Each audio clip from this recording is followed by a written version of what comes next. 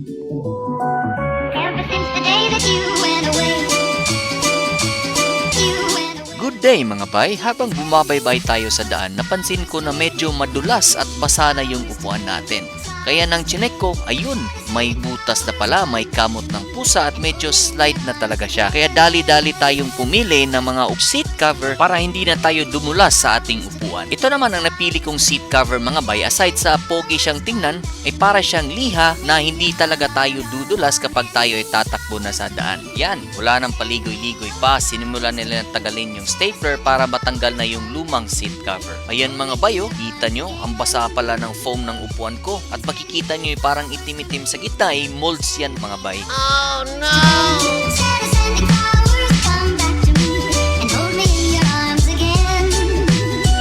Ayan, pagkatapos matanggal yung tubig sa foam ay sinisimula na nilang i-install yung seat cover at yan yung finish mga bay na parang may liha siya at ginagamitan nila ito ng stapler para mahulma talaga na maayos yung seat cover natin. At dito natin makikita mga bay na meron talaga silang tamang tools sa pagkabit ng seat cover. Kaya makakasiguro talaga tayo na maganda yung pagkakabit ng kanilang seat cover. At take note mga bay itong shop na ito ay sikat sila sa pagkabit ng mga bagong seat cover sa motor. Flowers today, sending flowers, come back to me.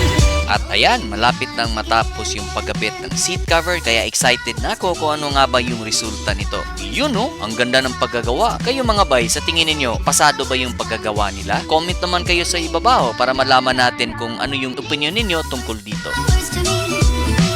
Flowers today, flowers today, sending flowers, come back to me and hold me in your arms again. Flowers, flowers. Okay, welcome to Moto Tambay. Okay, salamat sa pagbisita.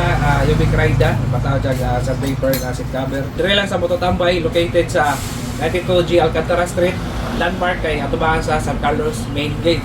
So, gi-offer na mo dire mostly sa mga scooter, safety parts, mga shock, hand grips, tanan, maintenance, FI cleaning.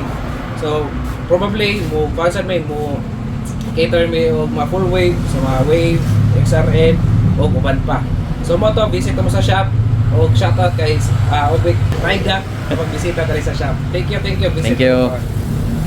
Ayan mga bay, so all goods na yung upuan natin, hindi na tayo mangangamba na madudulas kung magbabiyahe man tayo. Added safety din itong parang sandpaper na finish sa upuan natin para safety talaga tayo lalo na pag prepreno tayo ng biglaan para hindi tayo tutumba or madisgrasya pa. So maraming salamat po sa inyong panonood mga bay. Kung meron man kayong gustong suggestions, mag-comment lang po kayo sa ibaba or kung gusto niyo magpa-shoutout, mag-comment lang rin kayo sa ibaba para ma-shoutout natin kayo sa mga susunod na vlogs. Okay?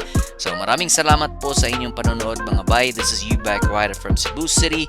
See you guys on the next vlog. Peace!